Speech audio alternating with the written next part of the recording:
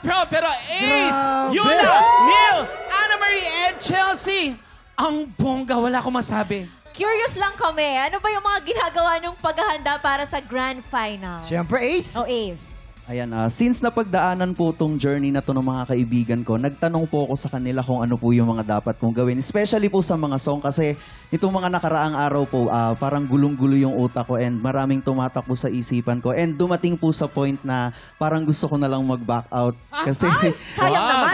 ayun, parang, pero nalabanan ko naman yung Tama yun. Kailangan pag-iisip. labanan mo. And inilaban ko po para sa mga taong naniniwala sa akin. And isa po sa mga paghahandang ginagawa ko po ay sumisingit pa rin po ako ng mga amateur singing contest. Pero kung dati po, like araw-araw sumasali po ako ng singing contest. Ngayon po, every 3 days pahinga po ako. And then salang po ulit. Para po at least na nahahasa pa rin po yung Tama boses naman ko. yun. Yun yung strategy. Yula. Yes, ako naman po, bukod sa nag-voice lesson po ako sa aking coach, si Coach Willie po. Ayun po, I stay rooted to my reason of joining Tanghalan ng Kampiyon. Which is, nung nahimatay kasi ako, nawalan ako ng time sa mga anak ko. So ngayon, binabalikan ko po yung inspiration kung bakit po ako sumali, which is mas makasama po yung mga anak ko, mabigyan sila ng magandang buhay. At sila kasi talaga yung inspirasyon ko. So, Tama yes. naman yan. Neil? Ako po, mas inaral ko po mag-prioritize ng mga mas importanteng bagay katulad itong paghahanda ko sa Grand Finals and humingi po ako sa mga kaibigan ko musicians, lalo-lalo sa Philippine Navy, sa mga kabanda ko, ng mga techniques or mga payo para po isakatuparan ko po yung gusto ko mangyari sa kanta ko sa Grand Finals. Yes, Miss Anna Marie. Yan. Ako naman po, I'm so very happy na napabilang po ako sa mga Grand Finals. At my age po, kasi di ba, I'm already 54 years old! Kaya ulit po. Yeah, opo, 54 na po. Patanungin sana kita kung nagpaalam ka sa parents mo. So, yun po. Ang aking pong inspirasyon ay ang aking mga anak.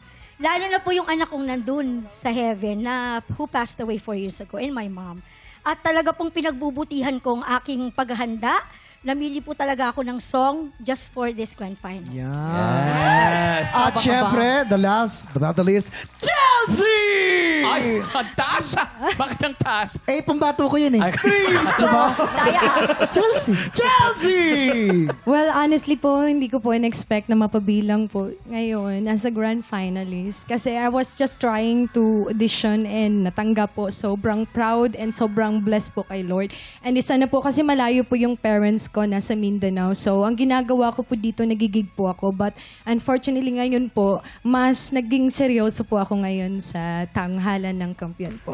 May tanong ako, nagkausap na uli kayo ng mami mo? Nag-video call ba kayong dalawa? Yes po. Pero alam ko, positive na positive si mama nga. Kaya mo yan, nak. Ganun po. Yes. Tsaka si papa. Thank you guys. Thank you Ace, Yula, Neil, Anna Marie, and Chelsea. Lahat kami talaga nakaabang na sa gagawin yung pasabog this Grand Finals. Mga tiktropa, next week na po yan, June 12, ang pinaka-ingranding banggaan ng ating 5 Grand Finalists. Sino kaya kina Ace, Yula, Neil, Anna Marie, and Chelsea ang tatanghaling Season 4 Grand Champion? Sama-sama nating alamin yan at tutukan yan next Friday. Happy Friday, mga tiktropa!